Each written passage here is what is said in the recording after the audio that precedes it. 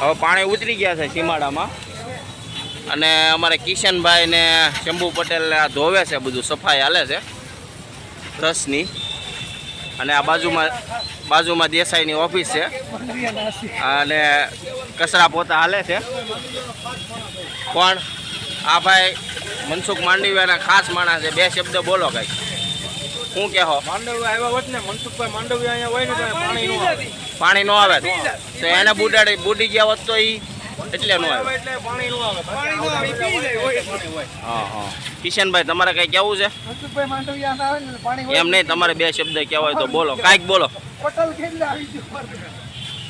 જો આ બધી પાણી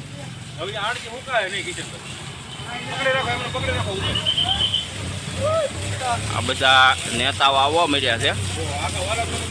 હા, જો આ ફાયર બ્રિગેડની ગાડીઓ, આ ટ્રેક્ટર, આપણે આ સફાઈ હાલે છે. કિશનભાઈને હારો નવરાવી દીજો, થોડાક નવરાવજો કિશનભાઈને.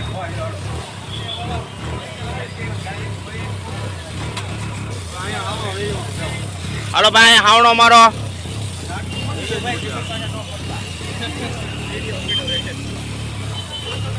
એટલે કોકની ગાડીઓના મોડા તોડી નાખતા ને એ સફાઈ કામ હાલે છે જોરથી. એ ગાડી ભાવેશભાઈ ની છે.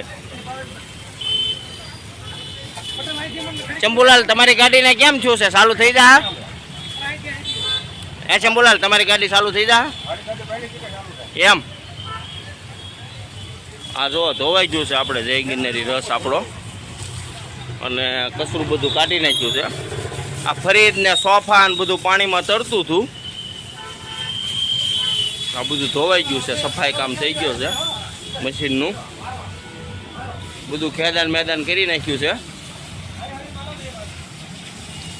આ પાણી ઉતરી ગયું પછી બધા નેતા આવવા મળ્યા છે વિઝિટ કરવા. કિશનભાઈ, આપણું જય ગિરનારી રસ. આ પંડિતનું કેબિન, આ પંડિતનું કેબિન ધોઈ નાખો તો પટેલ. પાણી લાવજો, બહુ હતું એમાં પંડિતના કેબિનમાં. કોથળી કાઢ લો. કાગળ છે, કોથળી નથી. પાણી લાવજો. આ કપડામાં બહારથી વરસાદ સુરતના વરસ્યો છે. કુદરતની સામે પણ ઘણીવાર અતિ વરસાદ આવવાના કારણે આ બનાવ બન્યો છે. આ જે વિસ્તાર છે અમારા નીચામાં નીચા વિસ્તાર છે વાલમનગર. ઉપરવાસમાં બારડોલી અને પલસાણાનો જે સ્ટ્રેચમેન્ટનો એરિયો છે ત્યાંનું બધું જ પાણી ખાડી માર્ગે સુરતમાં આવતું હોય છે. એ સીમાડા ખાડીમાં આવતું હોય છે. એટલે ઉપરવાસના વરસાદને કારણે સીમાડા ખાડી પેરેલલ જઈ રહી છે.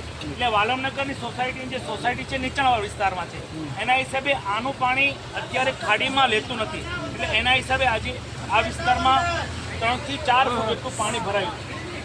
પાલિકા દ્વારા અત્યારે હાલ કામગીરી નથી કરવામાં આવતી એવો સ્થાનિકોનો આરોપ હોય છે. અધિકારીઓ નથી કામે ઉતર્યા. છેલ્લા 3 દિવસે આપ પણ બધે ફરો છો. તમામ મહાનગરપાલિકાના અધિકારીઓ, કમિશનરની ટીમ ફિલ્ડ ઉપર કામ કરી રહી છે.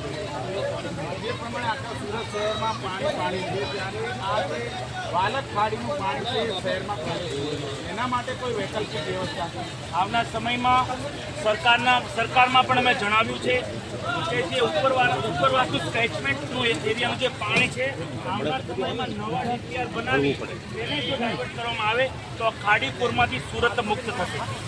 અત્યારે જે પ્રમાણે તમે અલગ અલગ વિસ્તારોમાં ફર્યા છો, સૌથી પહેલાં કઈ જગ્યાએ મુલાકાત કરી, ત્યાં જ્યાં સંકરાતા સોસાયટી છે ત્યાં દર વર્ષે પાણી ભરાતું હોય છે. 20 વર્ષ જૂનું ડ્રેનેજનો પ્રોબ્લેમ હતો એ અમે સોલ્વ કરી દીધું છે. તે 2 જગ્યાએ પાણી ભરાતું અને તે વિસ્તારમાં અત્યારે પાણી નથી ભરાણા.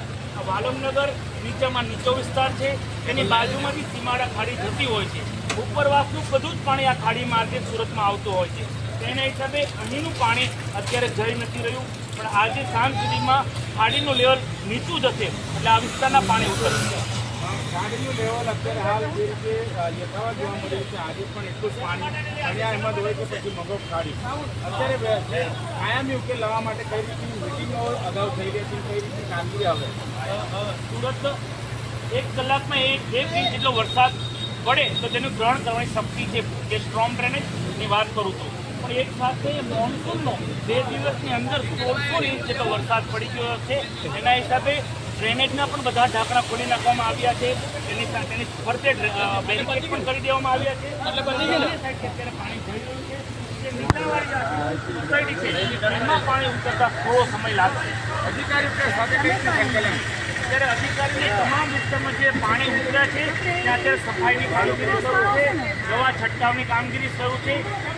મહામારી નહીં આવે તેની માટે લેવાના પગલાં અત્યારે બિલકુલ અત્યારે જોઈ શકાય છે મેયર ખુદ અત્યારે જે રીતે તમામ અલગ અલગ વિસ્તારોમાં સરકારી કામગીરી અત્યારે હાલ કરતા નજરે આવી રહ્યા છે ત્યારે આમ પ્રમાણે જોઈ શકાય છે અત્યારે આ જે મેયર